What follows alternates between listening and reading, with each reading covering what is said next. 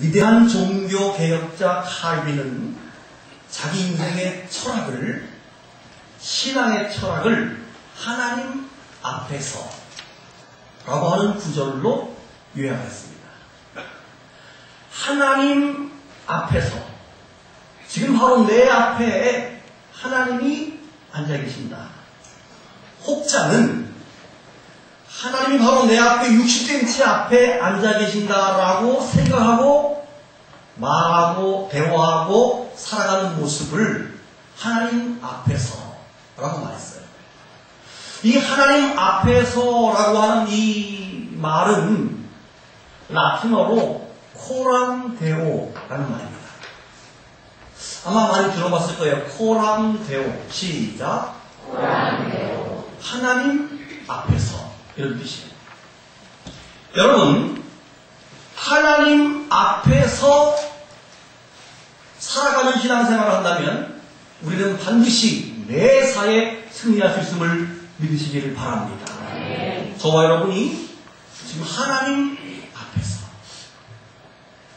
정확히 60cm 앞에 앉아 계신 하나님 앞에서 내가 살겠다, 이런 마음의 결단을 갖기를 축복합니다. 네. 그런데 오늘 성경 본문에 보게 되면 이스라엘 백성들은 하나님 앞에서도 악을 행하는 것을 볼 수 있습니다.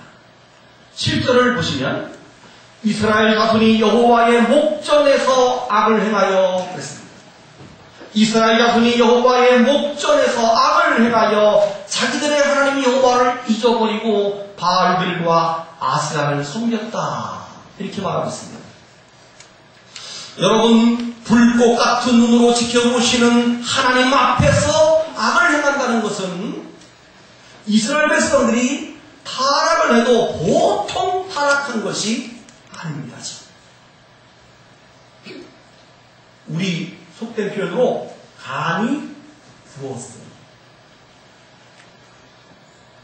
하나님 눈앞에서 악을 행했다. 여러분, 혹시 이 말이 어떤 말로 대입할 수 있는가 하면, 여러분이 알고도 죄를 짓는 것이 그런 겁니다. 하나님이 계속 내게 어떤 깨달음을 주는데 그 깨달은 대로 살지 않고 자기 고집대로 자꾸 살면서 하나님 주시는 감동대로 살지 않을 때, 그리고 이거 분명히 죄인 줄 알면서 자꾸 죄를 지을 때, 이게 하나님 앞에서 악을 하는 겁니다. 여러분, 이스라엘 백성들이 왜 이렇게 됐습니까? 지난 2주 동안에 반복되는 말이지만 하나님이 이스라엘 백성들에게 가나안 땅에 들어가면 그 땅에 살고 있던 가나안 족속들을 다 쫓아내라고 분명히 명령했습니다. 그러나 이스라엘 백성들은 그들을 다 쫓아내지 못하고 이방 민족과 함께 살면서 그들의 딸들을 우리 자식의 아내로 며느리도 맞아들이고 내 딸을 그들 아들들에게 내어주고 그들의 신들을 섬겼기 때문에 그렇게 된 것입니다. 한마디로 그들이 우상 숭배에 빠져서 하나님을 잊어버렸기 때문에 그렇게 된 것입니다. 오늘 7절에 분명히 말하고 있죠. 여호와를 그들이 잊어버렸다. 오늘 말씀드리는 첫 번째 교훈이 여호와 하나님을 잊어버리지 말아야 합니다. 시작. 여러분, 우리가 인생을 살면서 모든 것 다 잃어버려도, 다른 것은 다 잃어버려도 하나님을 절대로 잊어버리지 않기를 바랍니다. 그들이 하나님을 잊어버렸기 때문에 이방신을 섬기게 된 것입니다. 순서가 그렇습니다. 이방신을 섬기기 때문에 하나님을 잃어버린 게 아닙니다. 하나님을 잃어버렸기 때문에 우상을 숭배하게 된 것입니다. 죄를 짓기 때문에 여호와를 잃어버리는 것이 아니고 여호와를 잃어버리기 때문에 우리가 죄를 짓는 것입니다. 그러므로 우리는 신앙생활하면서 하나님의 은혜를 절대로 잊지 않는 것이 너무도 중요합니다. 할렐루야. 네. 여러분, 그들이 가나안 땅에 들어올 때 우당강이 멈추어서는 하나님의 기적을 본 사람들이 있잖아요. 근데 어떻게 잊어버립니까? 여리고 성리가 확 무너지는 걸 눈으로 봤는데 어떻게 하나님의 은혜와 능력을 잊어버립니까? 과거 40년 동안 불기둥과 구름기둥으로 하늘에서 만나와 매출하기로 엄청난 기적덩어리를 선조로부터 다 귀에 따르기가 안 될 정도로 들었던 이야기들을 어떻게 잊어버릴 수 있습니까? 잃어버릴 수가 없음에도 불구하고 그들은 하나님을 잊어버리고 말았습니다. 여러분, 우리 인간들은 정말로 깨어 주의하지 않으면 순간 잃어버립니다. 우리가 오늘 신앙생활을 쫓아가도요, 순간을 금방 하나님의 은혜를 잃어버리고 신앙을 팔아먹을 수 있어요. 깨어 내 신앙을 지키시기를 바랍니다. 어제 인터넷 뉴스를 보다 보니까 하나의 글이 올라왔는데 이런 이야기입니다. 어떤 회사원이 퇴근을 하면서 오늘은 왠지 회사 버스를 타지 않고 일반 버스를 타고 싶다 그런 생각이 들었습니다. 그래서 일반 버스를 타고 퇴근을 해서 거의 우리 집쯤 다 왔는데 내리다 보니까 바닥에 신문지로 싼 뭉퉁이가 있어서 딱 드는 순간에 이것이 돈이다 하는 영감이 오는 거예요. 그래가지고 얼른 뭉퉁에 놓고 가까운 건물로 들어가서 화장실 변기 위에 앉아서 그걸 다 쉬어봤더니 670만 원 현찰로. 여러분이 어떤 사람이 오 주여 내게 좀 해주셨습니다. 현찰로 670만 원. 아 그러니까 순간 이거 수표도 아니고 현찰인데 가질까 말까 수많은 유혹이 오더라는 거예요. 그러면서 마음 한구석에 그것을 잃어버리고 마음 아플 사람을 생각하라는 양심이 움직입니다. 아 내가 이러면 안 되지. 유혹을 이기고 다시 버스 승강장에 왔더니 아니나 다를까 어떤 할머니가 앉아서 울고 있는 거야. 바닥에 앉아서. 할머니 왜 우세요? 그랬더니 내가 깜빡 잃어버리고 내리면서 버스에다가 돈뭉치를 잃어버리고 내린 거야. 할머니 이리 오세요. 돈 여기 있어요. 할머니가 너무 좋아하면서 10만 원을 사례금으로 줘. 안 받는다 그랬더니 그럼 젊은이 내가 설렁탕 한 그릇 살 수 있겠지. 설렁탕은 꼭 먹고 가야 돼. 설렁탕을 먹으면서 들어갔더니 할머니는 시장 바닥에서 그 버섯을 파는 할머니인데 그게 전 재산이고 오늘 꼭 써야 되는 그걸 찾아가지고 가는 중이었대요. 여러분 그런 거 잘 생각해보세요. 저는 가끔 어떻게 돈뭉치를 들고 그걸 잃어버릴 수 있을까 하는 거예요. 나는 절대 안 잃어버려. 어떤 사람이 돈뭉치 가방을 들고 은행에 가기 위해서 이제 들고 나와가지고 키를 열려고 보니까 손이 이게 복잡하니까 덜렁 담요 올려놓고 시동 걸고 붕 갔대요. 이런 돈 많으니까 잘 찾으시기 바랍니다. 아니 지금 이거 막 엄청난 돈가방을 들고 볼륨으로 가는 사람이 가다가 그걸 잠깐 담요 올려놓고 문 열고 차만 타고 간다니까. 어떤 사람은 본네트 위에 올리고 간대. 여러분 이게 인간입니다. 잃어버리길 잘하고 잊어버리길 잘해요. 신앙도 마찬가지예요. 순간 잃어버립니다. 그래서 예수님께서 깨어 금신하여 행동하라. 악한 마귀가 우는 사자처럼 삼킬 자를 찾는다. 여러분 깨어 주의하지 않으면 순간 하나님의 은혜를 잃어버리게 됩니다. 오늘날 저와 여러분들도 우리를 구원해 주시고 우리를 인도해 주시고 오늘까지 사랑해 주시고 축복해 주신 하나님의 은혜를 잊지 않으시기 바랍니다. 저는 최근에 지난 주일날 우리 교회 어떤 자매와 대화를 나눴는데 그 자매가 대화를 나누는데 확실한 은혜의 체험이 있어서 말끝마다 하나님의 은혜예요. 하나님의 은혜죠. 아유 감사해요. 아유 그렇게 막 하나님의 은혜라는 말을 반복하면서 감사를 얘기해요. 이야 참 신앙이 너무 좋다. 그래서 내가 그날 그랬죠. 그날이 우리 지휘자님이 지난주에 성가대가 없어서 큰날에 연주를 했는데 제목이 하나님의 은혜였어요. 그래서 제가 오늘 아침에 지휘자님이 하나님의 은혜 했을 때 너무 감동되겠다. 아우 그럼요. 하루 저도 그 노래 참 좋아하거든요. 한량없는 은혜 갚을 길 없는 은혜 내 삶을 애워싸는 하나님의 은혜 나 주저함 없이 그 땅을 밟음도 나를 붙드시는 하나님의 은혜 할렐루야. 하나님의 은혜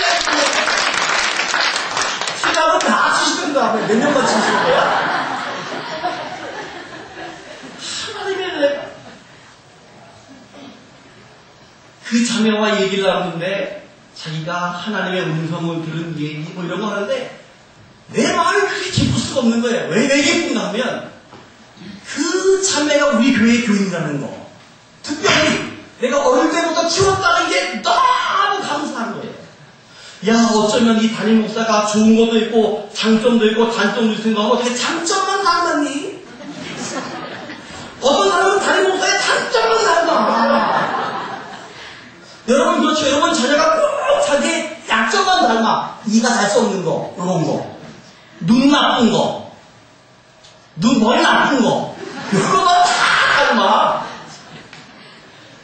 여러분 제가 목회하지만 제가 다 불공합니까? 아니에요. 근데 어떻게 교인이 그 목사의 좋은 점만 닮아가지고 이렇게 장점만 신앙이 좋은지 너무 기뻐서 내가 그랬죠. 야, 너희 담임 목사 좀 훌륭하다 누군지 모르지만 그러니까 아멘요? 아멘? 그럼요? 이러네. 아이고 제가 우울했던 마음이 싹 여러분 성령 충만이 무엇입니까? 진정 성령 충만은 그 마음에 하나님을 잊지 않고 감사와 기쁨이 충만한 상태를 성령 충만이라고 할 수 있습니다. 그런 사람은 자동적으로 입만 열면 감사, 기쁨, 은혜가 저절로 나오게 돼 있습니다. 할렐루야. 저는 우리 교회 성도들이 성령 충만해서 하나님의 은혜를 절대 잊지 않고 감사와 기쁨으로 살아가는 성도가 되기를 축원합니다. 오늘 두 번째 교훈은 하나님의 은혜를 잊어버리면 고난이 온다는 겁니다. 한번 읽어보겠습니다. 시작. 이스라엘 백성들이 하나님 앞에서 악을 행하여 하나님을 잊어버리고 이방신을 섬김으로 어떻게 됐습니까? 8절을 보시면 여호와께서 진노하셨다. 화를 내셨다. 그들을 메소포타미아의 왕 구산 리사다임의 손에 파셨으므로 이스라엘 자손이 구산 리사다임을 8년 동안 섬겼다. 여러분, 하나님이 이스라엘 백성들이 하나님을 떠나고 악을 행할 때마다 하나님은 항상 이방 민족들을 끌어들여서 그들을 침략하게 했습니다. 그래서 그들이 이스라엘 백성을 죽이고 포로로 끌고 가고 지배하고 종살이를 시키는 역사가 반복되는 것을 우리가 봅니다.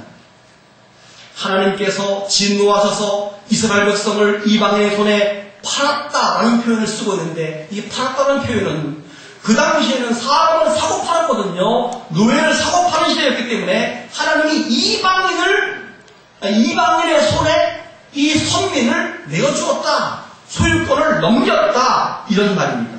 그래서 이방왕 구산리사다임이 마음대로 그들에게 고통과 벌을 줄 수 있게 한 것입니다. 이방 나라를 8년 동안 섬기면서 구박을 받고 벌을 받게 되는 것을 우리가 봅니다. 왜요? 하나님을 잊어버렸기 때문에. 이스라엘 백성들이 하나님의 진노로 사사시대 340년 동안만 리사다임에게 8년, 모압왕 에글론 왕에게 18년, 가나안 야빈 왕에게 20년, 미디안 족속에게 7년, 암몬 족속에게 18년, 블레셋 족속에게 40년간 속박을 당하는 벌을 받게 된 것입니다. 훗날 북이스라엘과 남도로 나누어진 이후에도 북이스라엘은 아시리아에게 포로로 끌려가고 나라가 멸망하고 고난당하고 남유다는 바벨론 왕에게 70년 동안 끌려가서 종살이를 하다가 돌아옵니다. 돌아온 이후에도 바사, 헬라, 로마로부터 계속적으로 예수님 올 때까지 지배를 받는 벌을 받지 않습니까? 그러다가 예수님은 십자가에 못 박는 죄를 짓자 AD 70년에 그 민족이 완전히 멸망해서 나라가 없어지고 전 세계로 흩어지는 디아스포라가 되는 벌을 받게 되는 것입니다. 여러분, 우리나라는 일본에게 36년 동안 식민지를 살아왔기 때문에 이 부분 너무도 잘 알고 있습니다. 나라를 빼앗기고 인격도 빼앗기고 재물도 빼앗기고 모든 것을 다 빼앗기는 굴욕과 거기다가 그 일본이라고 하는 다른 나라를 위해서 징용 끌려가고 징병 끌려가는 그런 치욕적인 역사가 우리 앞에 있기 때문에 우리가 그렇게 다른 나라에게 속박당한다는 것이 얼마나 이게 이 큰 고난이라는 것을 우리가 알 수 있습니다. 여러분, 우리가 하나님을 잊어버리면 우리 삶 속에 그런 손해를 보고 그런 고난을 당하게 된다는 사실을 깨달으시기 바랍니다. 하나님은 신명기에서 하나님을 잘 섬기는 나라와 민족을 세계 모든 민족 위에 뛰어나게 하시고 머리가 될지언정 꼬리가 되지 않게 하시는 그런 복을 준다고 말씀했습니다. 우리 음파계 성도들은 하나님을 잘 섬겨서 모두가 그런 복을 받을 수 있기를 축복합니다. 세 번째 교훈은 하나님을 찾을 때 평온이 옵니다. 시작.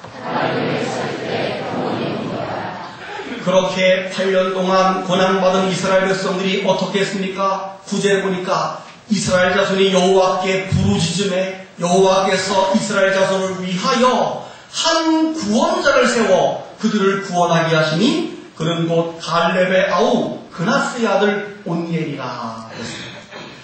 그들이 하나님께 부르짖어 기도할 때 하나님은 온니엘이라고 하는 구원자, 즉 사사의 뜻은 구원자라는 뜻입니다. 사사를 보내주셨습니다. 우리가 사사기라고 부르는 이유가 바로 사사들이 다스리는 기간, 그 시대를 사사시대 이렇게 말하는 겁니다. 최초의 사사, 오늘 본문에 나온 온니엘을 시작으로 왼손잡이 사사 에훗, 소문은 막대기로 블레셋을 물리친 사사 삼갈, 여자 사사 드보라, 300명의 용사로 수많은 대적을 물리쳤던 기드온, 돌라, 야일, 입다, 입산, 엘론, 압돈, 그리고 그 유명한 삼손 등 12명의 12사사가 그 당시에 활동을 했던 겁니다. 하나님이 이스라엘 백성들에게 사사를 주시는 이유는 죄 가운데 빠진 백성을 구원하기 위해서 사사를 세운 것입니다. 그런데 가만히 그 사사들의 특징을 보게 되면 그 사사들이 인간적으로 훌륭하거나 뛰어난 지도력을 가진 사람들이 아닙니다. 즉 장군감이나 인물감이 아니에요. 어떤 사람은 평범한 농부입니다. 어떤 사람은 소모는 목동입니다. 어떤 사람은 힘없는 여인입니다. 어떤 사람은 힘은 세지만 여자의 유혹에 쉽게 넘어가는 바보 온달 같은 삼손, 이런 사람들입니다. 그런데 그들은 하나님의 목적을 이루기 위해서 한 시대를 하나님의 종으로 쓰임받게 됐습니다. 여러분, 우리들도 그런 사람 아닙니까? 보통 사람, 평범한 사람, 부족함이 많은 사람. 그렇지만 하나님 우리에게 어떤 일을 맡길 때 아멘 하고 순종하시면 사람처럼 귀하게 쓰임받을 수 있습니다. 아멘. 또한 이스라엘 백성들이 그렇게 부족한 사사들의 명령을 하나님의 말씀으로 알고 때문에 그 땅에 이스라엘 역사가 이스라엘 그 땅에 평강이 임하는 것을 우리가 봅니다. 10절을 보시면 여호와의 영이 그에게 임하셨으므로 그가 이스라엘의 사사가 되어 나가 싸울 때 여호와께서 메소포타미아 왕 구산리사다임을 그의 손에 넘겨주심에 온니엘의 손이 구산리사다임을 이기니라. 11절 그 땅이 평온한 지 40년에 그나스의 아들 온니엘이 죽었더라. 여러분, 하나님은 사사 온니엘을 세워서 메소포타미아 왕 구산리사다임과 싸워 이기게 하십니다. 그리고 온니엘이 사는 40년 동안 그 땅에 평안함을 주셨다라고 말했습니다. 하나님이 구산리사다임을 그의 손에 넘겨줬다는 말은 무슨 말입니까? 이스라엘 백성이 하나님을 잊고 우상 숭배할 때 하나님이 8년 동안 이방 나라에게 소유권을 팔았다 그랬잖아요. 넘겨주었다, 팔았다 그랬는데 이제 그 소유권을 다시 찾아서 다시 넘겨받은 겁니다. 그래서 하나님이 다스리는 땅이 됐다는 사실을 믿으시기 바랍니다. 넘겨줬다는 말은 이제 소유권이 다시 하나님에게로 돌아왔다라는 말입니다. 여러분, 하나님의 소유, 하나님의 나라, 하나님의 개입하심이 있을 때 평강이 있음을 믿으시기를 바랍니다. 온니엘이 11절에 보면 그 땅이 평온한 지 40년에 그나스의 아들 온니엘이 죽었다. 이 말은요 굉장히 의미하는 바가 많아요. 다시 말해서 40년 동안 사사가 세워진 지 40년 동안은 평안했다는 말이에요. 그렇죠? 그러면서 죽었다는 말은 그 다음에 뭔가 나온다는 말이에요. 평온한 지 40년에 온니엘이 죽었다는 말은 그 뒤에 뭔가 나온다는 말이에요. 12절에 뭐예요? 뭐가 나와요? 시작. 그렇지요. 또다시 악을 행해요. 그러니까 악을 행하기 전 40년 동안 사사의 말에 순종하는 동안에는 하나님이 평안함을 줬다는 사실을 믿으시기를 바랍니다. 하나님의 말씀 앞에 순종하고 하나님의 다스림에 순종하는 여러분들이 되시기를 바랍니다. 교회에서 쏟아지는 많은 말씀들을 하나님의 음성으로 듣고 하나님의 다스림을 받으실 때 여러분의 삶에 평안이 임한다는 사실을 믿으시기를 바랍니다. 저는 광고 한 줄 한 줄에 여러분의 은혜 받았으면 좋겠어요. 너무 은혜가 안 받아요. 광고를 해서 그런가 봐. 다음 주는 제목을 광고로 안 하고 하나님 말씀 읽는다고 해야 되겠어요. 그 한 줄 한 줄 실천해 보세요. 그럴 때 평안함이 오는 겁니다. 그 시험처럼 사사의 말이지만 순종했더니 그 나라가 평안이 오지 않습니까? 여러분, 우리 인간의 행복은 하나님의 다스림이 있음을 믿으시길 바랍니다. 하나님이 다스리시는 땅이 복된 땅이 되는 것이고 하나님이 다스리는 가정이 복된 가정이 되는 것이고 하나님이 다스리는 나라가 복된 나라가 되는 것입니다. 하나님은 마치 해와 같아서 하나님의 얼굴이 비추어지는 곳에 그곳이 복된 땅이 되고 햇살이 도달하는 곳에는 풀이 도달하고 열매가 맺어지는 것처럼 생명이 자라는 것처럼 반대로 해가 없는 곳에는 생명이 자랄 수가 없습니다. 여러분들 강단에 우리 정은선 집사님이 꽃집을 하면서 이 꽃을 봉헌해서 지금 4주째 이 강단에 꽃 피고 있는데 아마 2주 넘어갈 것 같아요. 그런데 참 신기해요.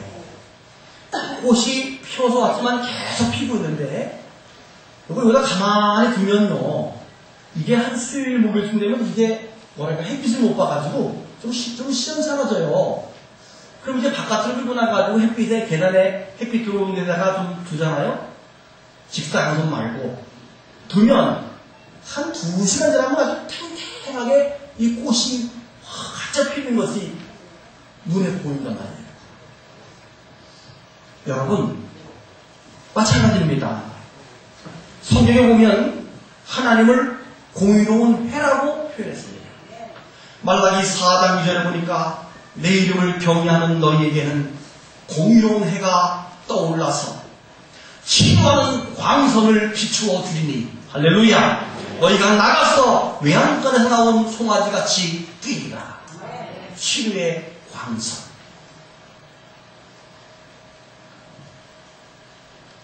그래서 구약의 제사장들은 이스라엘 백성들을 축복할 때 어떻게 표현했습니까? 여호와는 그 얼굴을 너에게 비추사 은혜 받기를 원하며, 여호와는 그 얼굴을 내게로 드사 평강 주시기를 원하노라. 하나님의 얼굴이 임하는 곳에, 하나님의 얼굴이 비춰지는 곳에 평강이 넘친다는 것입니다. 그 하나님의 다스림이 있을 때 하나님의 평강이 임한다는 사실입니다. 사랑하는 성도 여러분, 오늘의 주제는 하나님 앞에서입니다. 이스라엘 백성들은 하나님 앞에서의 신앙생활을 실패했습니다. 하나님 앞에서 오히려 악을 행하는 실패를 범합니다. 범죄를 범합니다. 우리 음파의 성도들은 오직 하나님 앞에서 바른 신앙을 가짐으로 하나님의 평강과 하나님의 축복이 우리 모두에게 임할 수 있기를 주님의 이름으로 축원합니다.